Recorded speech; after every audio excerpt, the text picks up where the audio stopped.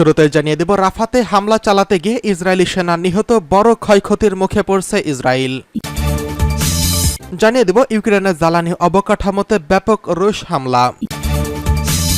এছাড়া রয়েছে পারমাণবিক অস্ত্রের বিকাশ অব্যাহত রাখবে রাশিয়া, হুঁশিয়ারি পুতিনের। সর্বশেষ জানিয়ে দেব, যুক্তরাষ্ট্রের বিমানবাহী রণতরী সহ 2 জাহাজে হামলার দাবি হুতিদের।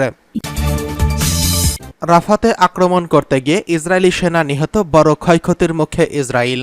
ফিলিস্তিনের গাজা উপত্যকায় হামাসের সঙ্গে সংঘর্ষ চলাকালে গ্রোস মালিকিয়া নামে এক সেনা সদস্য নিহত হয়েছেন। 25 বছর বয়সী এই গ্রোস মালিকিয়া দুর্ঘটনায় প্রাণ হারিয়েছেন। তিনি ইসরায়েলি সেনাবাহিনীর 205 ব্যাটালিয়নে কর্মরত ছিলেন। ইসরায়েলি প্রতিরক্ষা বাহিনী IDF জানিয়েছে, ট্যাঙ্ক দুর্ঘটনায় পরিস্থিতি তদন্ত করা হচ্ছে। মালকিয়া মরণোত্তর সার্জেন্ট মেজর পদে উন্নীত হয়েছেন। ইসরায়েলের সংবাদ মাধ্যম ওয়াইনেট জানিয়েছে, রাফাতে একটি অপারেশন চলাকালীন দুর্ঘটনায় মালকিয়া প্রাণ হারিয়েছেন। এই ইসরায়েলি সেনার মৃত্যুর ফলে হামাসের বিরুদ্ধে স্থল আক্রমণ ও গাজার সীমানায় পরিচালিত অভিযানে নিহত সৈন্যদের সংখ্যা বেড়ে 315-তে দাঁড়িয়েছে। এই নিহতদের মধ্যে একজন পুলিশ কর্মকর্তাও রয়েছেন, যিনি জিম্মি উদ্ধারের মিশনে নিহত হয়েছেন। গত বছরের 7 অক্টোবর ফিলিস্তিনের স্বাধীনতাকামী সংগঠন হামাস আকস্মিকভাবে ইসরায়েলে হামলা চালায়, যার ফলে 1200 জন নিহত এবং 2 শতাধিক ব্যক্তিকে জিম্মি করে নিয়ে যাওয়া হয় গাজায়। এর প্রতিক্রিয়ায় ইসরায়েল গাজায় তীব্র প্রতিশোধমূলক হামলা শুরু করে। গাজার স্বাস্থ্য মন্ত্রণালয়ের তথ্য মতে 7 অক্টোবর থেকে শুরু হওয়া ইসরায়েলি হামলায় 38,000-এরও বেশি ফিলিস্তিনি নিহত হয়েছেন এবং 85,000-এরও বেশি লোক আহত হয়েছেন। এছাড়া এই সংঘাতে ইসরায়েলের 315 সেনা প্রাণ হারিয়েছেন। এদিকে ইউক্রেনের জ্বালানি অবকাঠামোতে ব্যাপক রুশ হামলা। ইউক্রেনের পশ্চিম ও দক্ষিণাঞ্চলে রাশিয়ার বড় ধরনের হামলায় জ্বালানি অবকাঠামো মারাত্মকভাবে ক্ষতিগ্রস্ত হয়েছে। ইউক্রেনের জ্বালানি মন্ত্রণালয় এই তথ্য নিশ্চিত করেছেন। জাপোরিঝিয়া ও লভিভ অঞ্চলে এসব হামলায় উল্লেখযোগ্য ক্ষয়ক্ষতি হয়েছে বলে জানানো হয়েছে। হামলায় 2 কর্মচারী আহত হয়ে হাসপাতালে ভর্তি হয়েছেন। গত 3 মাসে এটি ইউক্রেনের জ্বালানি অবকাঠামোয় 8মবারের মতো বড় ধরনের হামলা। রাশিয়ার আগ্রাসন 2 বছরেরও বেশি সময় ধরে চলছে এবং ক্ষেপণাস্ত্র ও ড্রোনের মাধ্যমে ইউক্রেনের বিদ্যুৎ উৎপাদন কেন্দ্রগুলোকে লক্ষ্যবস্তু করা হচ্ছে। ইউক্রেনীয় কর্তৃপক্ষ জানিয়েছে, রাতভর হামলায় একটি বিদ্যুৎ কেন্দ্র সহ জ্বালানি অবকাঠামোর ব্যাপক ক্ষয়ক্ষতি হয়েছে এবং এতে 7 কর্মী আহত হয়েছেন। DDUK ইউক্রেনের সবচেয়ে বড় বেসরকারি জ্বালানি কোম্পানি। তারা বলেছে, তাদের একটি প্ল্যান্টে বড় ধরনের ক্ষতি হয়েছে। প্রেসিডেন্ট ভ্লাদিমির জেলেনস্কি জানিয়েছেন, রুশ হামলায় ইউক্রেনের অর্ধেক জ্বালানি অবকাঠামো ধ্বংস হয়েছে। তিনি ঘোষণা করেছেন, সকল হাসপাতাল ও স্কুলে দ্রুত সোলার প্যানেল স্থাপন করা হবে। জেলেনস্কি আরও জানিয়েছেন, তাপ ও বিদ্যুৎ অবকাঠামোতে রাশিয়ার হামলা ব্যর্থ করতে ইউক্রেনের সবকিছু করবে। মিত্র দেশগুলোকে আরও বিমান প্রতিরক্ষা ব্যবস্থা পাঠানোর আহ্বান জানিয়েছেন তিনি। জাতীয় মার্কিন নিরাপত্তা পরিষদের মুখপাত্র জন কির্বি জানিয়েছেন, ওয়াশিংটন কিয়েভকে বিমান বিধ্বংসী ক্ষেপণাস্ত্র সরবরাহের বিষয়ে অগ্রাধিকার দেবে। যুক্তরাষ্ট্রের এই পদক্ষেপে কৃতজ্ঞতা প্রকাশ করেছেন জেলেনস্কি। এদিকে পারমাণবিক অস্ত্রের বিকাশ অব্যাহত রাখবে রাশিয়া, হুঁশিয়ারি পুতিনের। ইউক্রেনে দক্ষিণ পশ্চিমাঞ্চলে জ্বালানি অবকাঠামোয় ব্যাপক হামলা চালিয়েছে রাশিয়া। মধ্যরাতে এই হামলা চালানো হয়েছে। ইউক্রেনের জ্বালানি মন্ত্রণালয় হামলাটির বিষয়ে নিশ্চিত করেছেন। বিবিসির খবরে বলা হয়েছে, গত 3 মাসের মধ্যে এই নিয়ে 8মবারের মতো ইউক্রেনের জ্বালানি অবকাঠামোতে বড় ধরনের হামলা চালালো রাশিয়া। রুশ আক্রমণে জাপোরিঝিয়া ও লভিভ অঞ্চলে ইউক্রেনের জ্বালানি অবকাঠামোর অনেক সরঞ্জাম ক্ষতিগ্রস্ত হয়েছে বলে জানিয়েছে দেশটির জ্বালানি মন্ত্রণালয়। এছাড়া হামলায় 2 কর্মচারী আহত হয়েছেন। তাদের জাপোরিঝিয়ার হাসপাতালে ভর্তি করা হয়েছে। ইউক্রেনীয় কর্তৃপক্ষ জানিয়েছে, রাতভর রাশিয়ার হামলায় একটি বিদ্যুৎ কেন্দ্র সহ জ্বালানি অবকাঠামোর বেশ ক্ষয়ক্ষতি হয়েছে।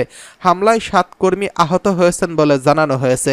ইউক্রেনের সবচেয়ে বড় বেসরকারি জ্বালানি কোম্পানি DDUK বলেছে, রুশ হামলায় তাদের একটি প্ল্যান্টে বড় ধরনের ক্ষয়ক্ষতি হয়েছে।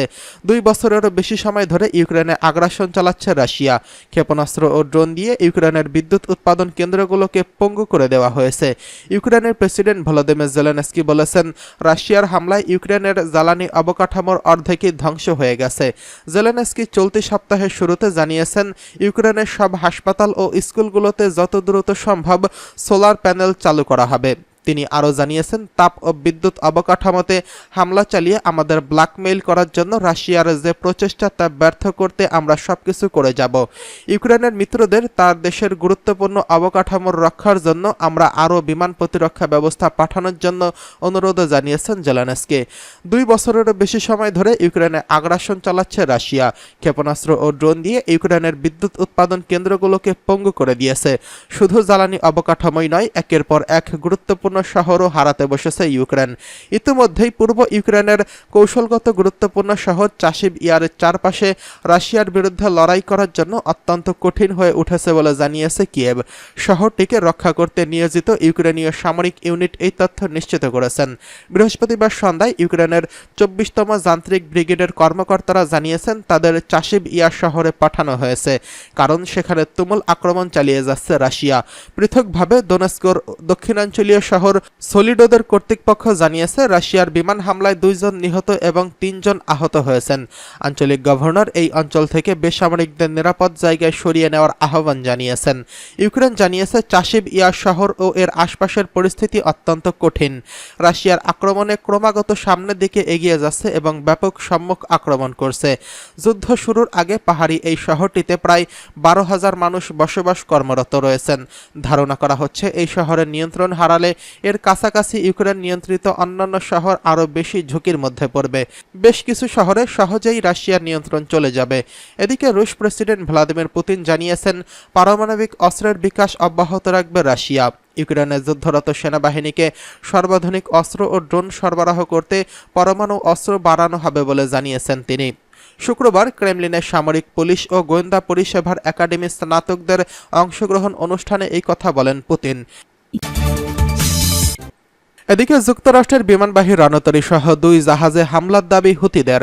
ইয়েমেনের সশস্ত্র গোষ্ঠী হুতি লোহিত সাগরে মার্কিন বিমানবাহী রণতরী আইজেনহাওয়ারে হামলা চালানোর দাবি করেছে, তবে যুক্তরাষ্ট্র এই দাবিকে মিথ্যা বলে উল্লেখ করেছেন। 2 মার্কিন কর্মকর্তা রয়টার্সকে এই তথ্য জানিয়েছেন।